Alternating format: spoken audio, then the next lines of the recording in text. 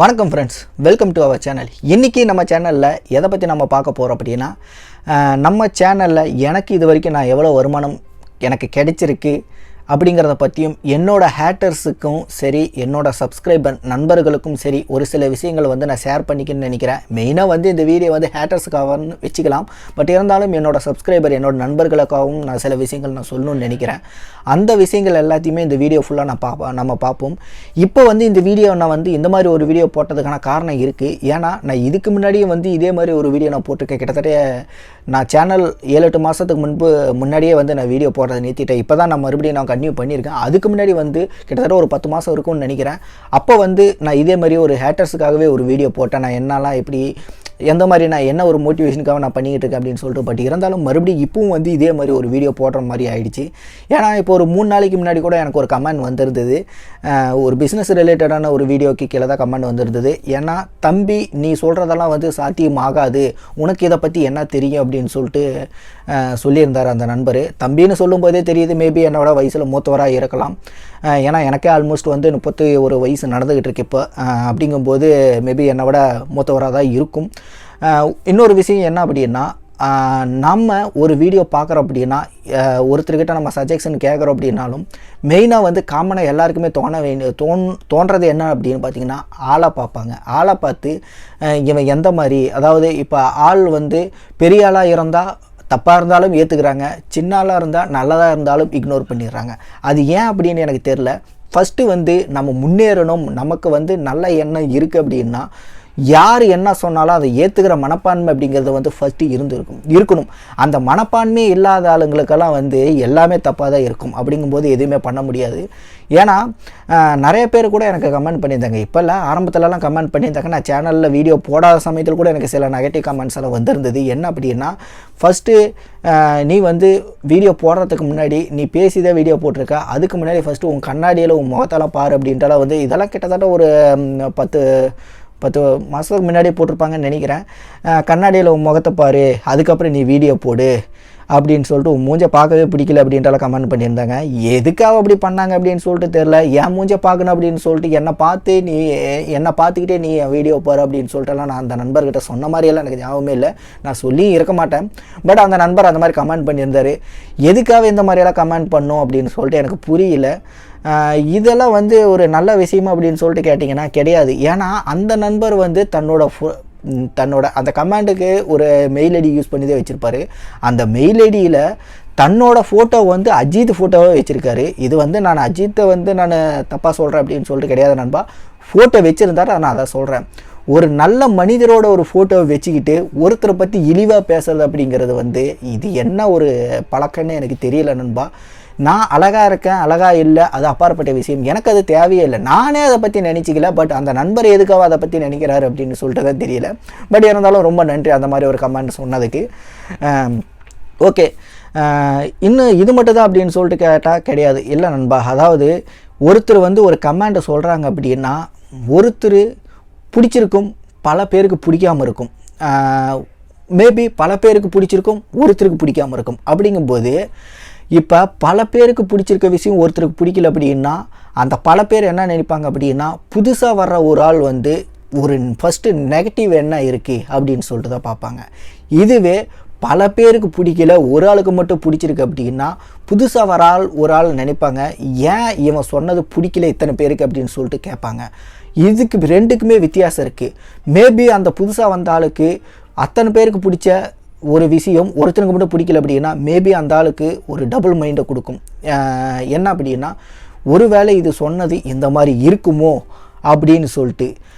ஆனால் பல பேருக்கு பிடிக்காத ஒரு விஷயம் ஒரு சிலருக்கு மட்டும் பிடிச்சிருக்கு அப்படின்னா, புதுசாக வர்ற ஒரு ஆள் பார்க்குறாங்க அப்படின்னா, இது ஒரு நல்ல விஷயம், இதை இத்தனை பேருக்கு பிடிக்கல அப்படின்னா அதுக்கு ஒரே ஒரு காரணம், இவன் சொன்ன விஷயத்தை இவங்க ஏற்றுக்கல அப்படிங்கிறத மட்டும் தான். ஆளை பார்த்து எடை போட்டிருக்காங்க அப்படின்னு மட்டும் தான் அர்த்தம் வரும். மேபி தப்பாகவும் சொல்லியிருக்கலாம். ஆனால் மேக்ஸிமம் ஆளை பார்த்து இவன் சொன்ன விஷயத்தை ஏற்றுக்க முடியாமல் இது பண்ணுவீங்க தான், இக்னோர் பண்ணுவீங்க தான் நிறைய பேர் இருப்பாங்க. அந்த மாதிரியும் எனக்கு சில கமெண்ட்ஸ் எல்லாம் வந்திருக்கு. ஓகே, அதெல்லாம் இருக்கட்டும். யாராக இருந்தாலும் ஃபஸ்ட்டு நல்லதை நினைங்க, ஃபஸ்ட்டு நல்லதை யோசித்து பழகுங்க. கண்டிப்பாக இது மெயினாக ஹேட்டர்ஸுக்கு தான் சொல்கிறேன். போகிறேன். கண்டிப்பாக அவங்களுக்கு இன்னும் ஒரு ஃப்யூச்சர் வந்து கண்டிப்பாக அவங்கள தேடி வரும். ஓகே, நம்மளோட சேனலில் வந்து என்னோட இன்கம் அப்படின்னு சொல்லிட்டு பார்த்திங்க அப்படின்னா இது வரைக்கும் நான் எவ்வளோ ஏர்ன் பண்ணியிருக்கேன் அப்படின்னா $1372 வந்து நம்ம சேனலில் நம்ம நண்பர்கள்னால நமக்கு கிடைச்சிருக்கு. ஏன்னா என்னோடய சேனலில் கிட்டத்தட்ட வியூஸ் பார்வையாளர்கள் அப்படிங்கிறவங்களே கிட்டத்தட்ட 11 லட்சத்து பேருக்கு மேலேயே இருக்காங்க. சப்ஸ்கிரைபர் அப்படின்னு சொல்லிட்டு பார்த்திங்க அப்படின்னா கிட்டத்தட்ட 1 லட்சத்துக்கு மேலே இருக்காங்க. நான் வீடியோ போடுறதை நிறுத்தி 8 மாதம் ஆகுது. ஆனால் அந்த 8 மாத கேப்பில் நான் வீடியோ போடாமல் இருந்து எனக்கு கிட்டத்தட்ட 37,000 நண்பர்கள் வந்து சப்ஸ்கிரைபர்ஸாக கிடைச்சிருக்காங்க. எனக்கு ஒரு மிகப்பெரிய ஒரு பாசிட்டிவ் இது. அப்போனா நான் சொல்கிற விஷயங்கள் வந்து எத்தனை பேருக்கு ரீச் ஆகிருக்கு, எத்தனை பேருக்கு வந்து ஏற்றக்கூடியதாக இருக்குது, என்ன எத்தனை பேர் நம்புகிறாங்க அப்படிங்கிறத வந்து நான் புரிஞ்சுக்கிட்டேன். என் மேலே நம்பிக்கை இருக்கிறனால தான் எத்தனை சப்ஸ்கிரைபர் வந்திருக்காங்க அப்படின்னு சொல்லிட்டு நான் நினைக்கிறேன். இப்போ 8 மாதத்துக்கு முன்னாடி வரைக்கும் நான் வீடியோ போடல. அதனால் இப்போ என்னோடய வியூஸ் அப்படிங்கிறது பாதியை விட குறைவாக போயிடுச்சு. ஏன்னா நான் எந்த ஒரு ஆக்டிவுமே சேனலில் இல்லாதனால என்னோடய பார்வையாளர்கள் வந்து குறைஞ்சிட்டாங்க. ஏன்னா பழைய பார்வையாளர்கள் வந்து இப்போ இல்லை அப்படின்னாலும் பட் இருந்தாலும் நான் கண்டிப்பாக மறுபடியும் பழைய மாதிரி வருவேன் அப்படிங்கிறத வந்து நான் நம்புகிறேன். சில விஷயங்கள் வந்து என்னோடய இன்கம்னு நான் சொன்னேன் பார்த்தீங்களா, என்னோடய இன்கமில் வந்து $1372 வந்து கிடைச்சிருக்கு அப்படின்னா ஒரு US$ என்றைக்கு ரேட்டுன்னு பார்த்தீங்கன்னா கிட்டத்தட்ட $71 அப்படின்ட்டு ஒரு ஆவரேஜில் தான் இருக்குது. அப்போ 1372 × 71 மல்டிப்ளை பண்ணி பார்த்திங்க அப்படின்னா உங்களுக்கு புரியும். நீங்கள் கால்குலேட் பண்ணி கூட பாருங்கள். $97,412 இன்றைக்கி வேல்யூ வருது. இந்த $97,412 அப்படிங்கிறது யூடியூப்பில் எனக்கு கிடைச்ச வருமானம் அப்படிங்கிறது வந்து ஒரு மிகப்பெரிய விஷயம்தான். இதுவும் வந்து எத்தனை நாள் எத்தனை மாதம் எவ்வளோ இது வந்து எந்த அளவுக்கு உங்களுக்கு இந்த வருமானம் கிடைச்சிது அப்படின்னு சொல்லிட்டு எல்லாருமே கேட்பாங்க. இது வந்து என்னோடய டோட்டல் ஆவரேஜ். இத்தனை வருஷமாக நான் கிட்டத்தட்ட வந்து 1.25 வருஷமாக சேனல் வச்சுருக்கேன். இந்த 1.25 வருஷத்தில் வந்து எனக்கு கிடைச்சிருக்க யூடியூப்பில் வருமானம்னு பார்த்தீங்கன்னா $97,412. பட் இந்த வருமானம் வந்து என் கைக்கு கிடைச்சிது அப்படின்னு சொல்லிட்டு கேட்டிங்க அப்படின்னா கிடைக்கல. ஏன்னா எனக்கு வந்து இதில் வருமானம் எனக்குன்னு வந்து என் கைக்குன்னு கிடைக்கலையே தவிர மற்றபடி யூடியூபுக்குன்னு வந்து இதில் வருமானம் வந்துக்கிட்டு தான் இருக்குது. அந்த வருமானம் வந்து என் கைக்கு கிடைக்கல. அதுக்கான காரணம் வந்து நான் வந்து குவைத் அட்ரஸை வச்சு நான் வந்து சேனல் ஆரம்பித்தேன். அந்த குவைத் அட்ரஸில் வந்து நம்ம ஊர்லலாம் இப்போ வந்து நம்ம போஸ்ட் ஆஃபீஸில் லெட்டர் வருது அப்படின்னா நம்ம போஸ்ட் ஆஃபீஸில் போய் கேட்டோம் அப்படின்னா கண்டிப்பாக கொடுப்பாங்க. லெட்டர் வந்துருச்சு அப்படின்னா ரொம்ப ஈஸியாக போயிடும். ஏன்னா நாமளே நேரடியாக போகிறனால அங்கே போகிற வேலை மிச்சம் அப்படின்னு சொல்லிட்டு நம்மகிட்டே கையில் கொடுத்துட்டு போயிடுவாங்க. பட் குவைத்தில் எப்படின்னு பார்த்தீங்கன்னா நமக்கு ஒரு லெட்டர் வந்திருக்கு அப்படின்னா அவங்களுக்கு வந்து ட்ராக் ஐடி அப்படின்னு சொல்லிட்டு ஒன்று கேட்குறாங்க. அதான் ஏர்வே பில் நம்பரு அப்படின்ட்டு ரெஃபரன்ஸ் நம்பர் அந்த மாதிரியெல்லாம் கேட்குறாங்க. அது இருந்தால் மட்டும் தான் வந்து இவங்க வந்து நமக்கு லெட்டர் வந்திருக்கான்னு பார்த்துட்டே சிஸ்டத்தில் அடித்து பார்த்துட்டே நமக்கு கொடுக்குறாங்க. இல்லை அப்படின்னா லெட்டர் வரல அப்படின்னு சொல்லிட்டு சொல்லிடுறாங்க. கிட்டத்தட்ட நான் 2 மாதமாக வந்து எனக்கு ஒரு லெட்டர் யூடியூப்லேருந்து வரும். அந்த யூடியூப்லேருந்து லெட்டர் வந்தால் மட்டும்தான் நான் வந்து என்ன தான் பணம் சம்பாதிக்கிறதுக்கு எலிஜிபிளாக இருந்தாலும் எனக்கு அந்த பணம் கையில் கிடைக்கணும் அப்படின்னா அந்த லெட்டர் வந்தால் மட்டும்தான் எனக்கு அந்த பணம் அப்படிங்கிறது வந்து எனக்கு கைக்கு கிடைக்கும். அந்த லெட்டரே வரல அப்படிங்கும்போது எனக்கு எப்படி நண்பா அந்த பணம் வந்து என் கைக்கு கிடைக்கும்? ஸோ எனக்கு கிடைக்கல, அந்த லெட்டரும் வரல. கிட்டத்தட்ட 2 மாதமாக வந்து நான் டெய்லி போஸ்ட் ஆஃபீஸுக்கு நடந்தேன். அதாவது டெய்லின்னு சொல்ல முடியாது, வாரத்தில் 3 நாள் 4 நாள் நான் கண்டினியூவாக நடந்துக்கிட்டு இருந்தேன். பட் எல்லா டைமுமே வந்து லெட்டர் வரல, நம்பர் கொடு, அந்த நம்பர் கொடு, இந்த நம்பர் கொடுன்னு சொல்லிட்டு என்னை ரொம்ப இது பண்ணிட்டாங்க.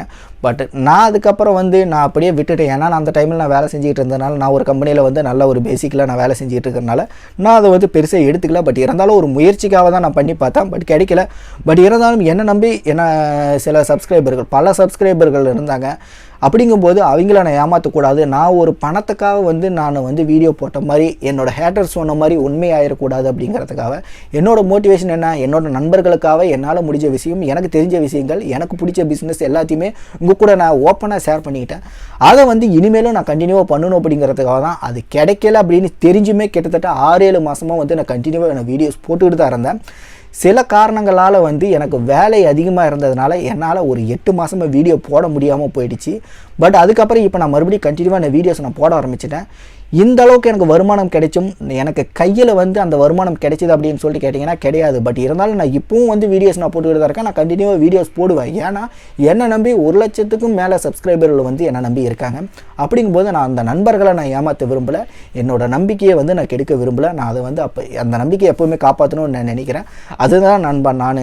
ஏன்னா எனக்கு வந்து என்ன ஒருத்தர் நம்புறாரு அப்படின்னா நான் வந்து அந்த நம்பிக்கையை வந்து காப்பாற்றணும் அப்படிங்கிறதுக்காக நான் எவ்வளோ வேணாலும் நான் ரிஸ்க் எடுக்க தயார். எனக்காக வந்து அதில் ஒரு பெனிஃபிட் இருக்குது இருக்கோ இல்லையோ, பட் இருந்தாலும் நான் வந்து அந்த நண்பர்களோட நம்பிக்கையை நான் ஏமாற்றக்கூடாது அப்படிங்கிறதுக்காக மட்டும்தான் நான் வீடியோ போடுறேன். இனிமேலும் நான் போடுவேன். இருந்தாலும் இது வந்து என்னோட ஹேட்டர்ஸுக்கு வந்து தெளிவாக இதை புரிஞ்சிக்கணும், என்னோட நண்பர்களும் வந்து ஃபஸ்ட்டு என்னோட மனநிலையை புரிஞ்சிக்கணும் அப்படிங்கிறதுக்காக தான் இந்த ஒரு பதிவு வந்து நம்ம பதிவு பண்ணலாமே அப்படின்னு சொல்லிட்டு இந்த வீடியோவும் போட்டேன். இப்போ ரீசெண்டாக வந்து நம்ம சேனலில் நான் ஒன்று அப்டேட் பண்ணியிருந்தேன். நான் புதுசாக ஒரு சேனல் வந்து நான் ஓப்பன் பண்ணியிருக்கேன் அப்படின்னு சொல்லிட்டு. அது எதுக்கு அப்படின்னா, இந்தியா அட்ரஸை வச்சு நான் ஒரு சேனல் ஆரம்பிச்சிருக்கேன். ஏன்னா இப்போ இனிமேல் வந்து நான் இந்தியாவில் தான் இருக்க போகிறேன். ஏன்னா நான் ஆல்மோஸ்ட் நான் ரிசைன் பண்ணிவிட்டு இப்போ நான் வந்து ஊருக்கு போகிற சூழ்நிலையில் தான் இருக்கேன். நான் அநேகமாக வந்து இன்னும் ஒரு 2-3 வாரங்களில் வந்து நான் ஊருக்கு போயிடுவேன். எனக்கு வந்து ஊரில் போயிட்டு நான் தொழில் தான் பண்ண போகிறேன். அந்த தொழில்கள் எல்லாத்தையுமே வந்து நான் நம்ம சேனலில் பார்த்த எல்லா வீடியோஸ்லையுமே நான் சொல்லியிருப்பேன், இது எனக்கு பிடிச்ச தொழில், நான் ஃப்யூச்சரில் நான் பண்ண போகிறேன் அப்படின்னு தான் சொல்லியிருந்தேன். அதையும் வந்து நம்ம சேனல்லேயே நான் லைவாக அப்டேட் பண்ணுறேன் அப்படின்னு கூட சொல்லியிருந்தேன். ஆனால் நம்ம சேனலில் இந்த மாதிரி ஒரு பிரச்சனை இருக்கும்போது நான் லைவாக அப்டேட் பண்ண முடியாது நண்பா. அதனால் இந்தியா அட்ரஸை வச்சு ஒரு சேனல் ஓப்பன் பண்ணால் அதை வச்சு கூட நம்ம நண்பர்களுக்கு தெரிவிக்கலாம் அப்படிங்கிறதுக்காக தான் இந்தியா அட்ரஸை வச்சு நான் ஒரு சேனல் ஆரம்பிச்சிருக்கேன். அதில் இன்கம் வருதோ வரலையோ எனக்கு அப்பாற்பட்ட விஷயம், அது எனக்கு தெரியல. பட் இருந்தாலும் வந்தால் சந்தோஷம், வரலைனாலும் எனக்கு சந்தோஷம். என்னோட நண்பர்களோட நம்பிக்கைக்காக நான் கண்டிப்பாக வந்து நான் உங்கள் கூட எப்போவுமே வழக்கம் போல் 2 சேனல்லையுமே வந்து என்னோட நான் பதிவிடுவேன். ஆனால் நான் லைவாக பண்ணுற எல்லா பிஸ்னஸுமே வந்து அந்த சேனலில் தான் நான் பதிவிடுவேன். பிஸ்னஸ் சம்மந்தப்பட்ட விஷயங்கள் எல்லாமே நான் உங்களுக்கு இந்த சேனலில் சொல்லுவேன். ஆனால் நான் பண்ணுற பிஸ்னஸை பற்றி நான் அந்த சேனலில் மட்டும் தான் நான் பதிவு பண்ணுவேன், இதில் நான் பண்ண மாட்டேன். ஸோ அந்த சேனல்லையும் நீங்கள் சப்ஸ்கிரைப் பண்ணுங்கள். உங்களுக்கு தேவையான விஷயங்கள் எல்லாமே வந்து நான் அதுலேயும் நான் கண்டிப்பாக கொடுப்பேன். ஏன்னா நான் இவ்வளோ வாய் பேசுகிறேன், இந்தளவுக்கு விஷயங்கள் நான் சொல்கிறவங்க எல்லாருமே எல்லாத்தையுமே பண்ணுறாங்களா அப்படின்னு சொல்லிட்டு கேட்டால் கொஸ்டின் மார்க்கு தான் அந்த இடத்துல வரும். அதே மாதிரி தான் நான் இத்தனை விஷயங்கள் நான் சொல்லியிருக்கேன். அப்படி நான் சொன்னதில் இவன் என்ன தான் பண்ணுறான் அப்படின்னு சொல்லிட்டு நீங்கள் தெரிஞ்சுக்கணும்னு நினச்சிங்க அப்படின்னா கண்டிப்பாக அந்த சேனலை சப்ஸ்கிரைப் பண்ணி பாருங்கள். நான் என்னெல்லாம் பண்ணுறேன், ஏன்னா நான் ஆரம்பிக்கும் போது வெறும் 0ல் இருந்து தான் ஆரம்பிக்க போகிறேன். அதனால நான் என்னெல்லாம் பண்ண போகிறேன் அப்படிங்கிறத வந்து அந்த வீடியோ மூலிமா நீங்கள் தெரிஞ்சிக்க முடியும். அந்த சேனல் மூலிமா என்னை பற்றி எல்லாமே நீங்கள் தெரிஞ்சிக்க முடியும். என்னோடய ஆக்டிவிட்டீஸ், ஒவ்வொரு ஆக்டிவிட்டீஸுமே நீங்கள் பார்க்க முடியும். என்னோட நண்பர்களுக்கும் என்னோட அன்பான ஹேட்டர்ஸுக்கும் என்னோட வருமானம் என்ன, நான் வந்து என்ன பண்ணிக்கிட்டு இருக்கேன் அப்படிங்கிறது இப்போ தெளிவாக புரியும் அப்படின்னு நினைக்கிறேன். ஸோ எந்த ஒரு விஷயமே வந்து சொல்கிறதுக்கு முன்னாடி கொஞ்சம் யோசிங்க. ஏன்னா என்ன தான் நெகட்டிவ் கமெண்டாக சொன்னாலும், என்ன தான் தொழில் பண்ணாலும், என்ன தான் வந்து ஒருத்தர் குத்தம் சொன்னாலும், குத்தம் சொல்கிறவங்க எப்போவுமே வந்து குத்தம் சொல்லிக்கிட்டு தான் இருப்பாங்க. எப்போவுமே கேஷுவலாக அது நடக்கிறது தான். பட் இருந்தாலும் குத்தம் சொல்கிறவங்க ஏதாவது நல்ல விஷயம் வந்து ஒருத்தருக்கு சொல்கிறாங்களா அப்படின்னு சொல்லிட்டு கேட்டால் அதுவும் ஒரு மிகப்பெரிய கொஸ்டின் மார்க்கு. ஏன்னா அவங்க சொல்ல மாட்டாங்க, எனக்கு தெரிஞ்சு அவங்க சொல்ல மாட்டாங்க அப்படின்னு தான் நினைக்கிறேன். உங்களுக்கு ஏதாவது கருத்து இருந்தால் அதை கமெண்ட் பண்ணுங்கள். இதை பற்றின இந்த வீடியோ பற்றின கருத்து உங்களுக்கு ஏதாவது இருந்தால் கமெண்ட் பண்ணுங்கள் கீழே. பிடிச்சிருந்தால் லைக் பண்ணுங்கள், உங்கள் ஃப்ரெண்ட்ஸுக்கும் கூட ஷேர் பண்ணுங்கள். என்னோடய புது சேனலோட லிங்க் வந்து கீழே டிஸ்கிரிப்ஷனில் கொடுத்துருக்கேன். அதையும் கிளிக் பண்ணி அதுலேயும் சில வீடியோஸ் போட்டிருக்கேன். உங்களுக்கு பிடிச்சிருந்தால் அதையும் பாருங்கள், சப்ஸ்கிரைப் பண்ணுங்கள், அந்த சேனலையும் சப்ஸ்கிரைப் பண்ணுங்கள், லைக் பண்ணுங்கள், கமெண்ட் பண்ணுங்கள். அடுத்த வீடியோவோட நான் உங்களை சந்திக்கிறேன். நன்றி, வணக்கம்.